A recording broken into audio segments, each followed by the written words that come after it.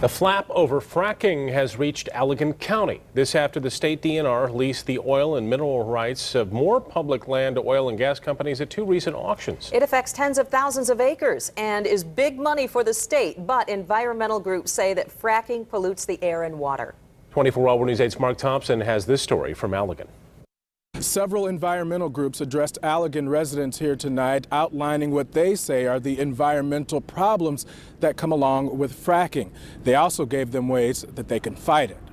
In the most recent auction last month, the mineral rights to more than 200,000 acres of public land were auctioned off to oil and gas companies, some of it here in the Allegan State Gaming Area. And while the companies can't actually set up a drill on the surface in state parks and forests, they can approach private landowners, drill on their property, and reach the gas on state land that way. Mary Coburn runs an organic farm in Allegan and is worried about the effects fracking will have on the food she grows. I'm concerned, will I have enough water? Will people have enough water? The process of fracking requires pumping water, sand, and chemicals deep beneath the surface to unlock natural gas from rocks and soil. Environmentalists say the amount of water used in the process, 5 to 7 million gallons per well, puts an incredible strain on the watershed and releases dangerous chemicals.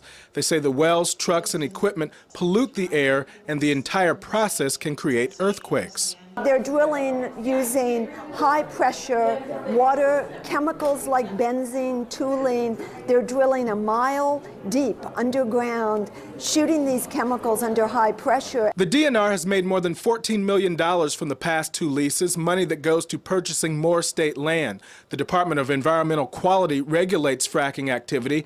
They've authorized 12,000 wells over the past 50 years and say there have been no adverse effects to the environment. Like the natural gas industry. And while state laws prevent zoning against the construction of the wells themselves, organizers of tonight's meeting outlined ways residents can zone against other aspects of the fracking process, like noise from equipment and number of trucks. The risk is too great, not just for us as, in Allegan or in Michigan, but for the whole world, that we could have this water contaminated. One of the groups tonight, the Michigan Land, Air, and Water Defense, has a lawsuit pending that would overturn those leases that were sold at the May and October auctions.